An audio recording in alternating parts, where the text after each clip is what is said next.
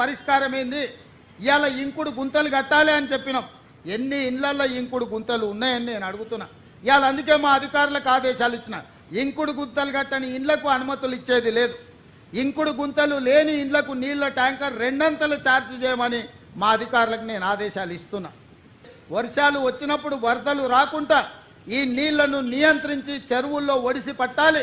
హైదరాబాదు నగరం ఇవాళ ఒకప్పుడు 200 ఫీట్లు వేస్తే బోరు పడేది, ఇవాళ 1200 ఫీట్లు వేసినా బోరు పడతలేదు.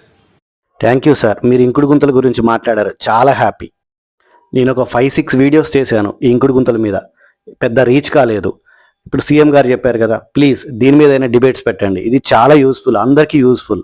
ఇన్ని వర్షాలు పడ్డ తర్వాత కూడా గ్రౌండ్ వాటర్ లేదు అంటే అది మన తప్పే. ఇంకుడు గుంతలు తీయండి, గ్రౌండ్ వాటర్ పెంచండి. ఇది ఎవరైనా పెద్ద ఛానల్ వాళ్ళు చూస్తే ఎవరిదో పర్సనల్ లైఫ్ల మీద కాకుండా ఇలాంటి యూస్ఫుల్ వాటి మీద డిబేట్స్ పెట్టండి. థ్యాంక్ యూ సీఎం గారు.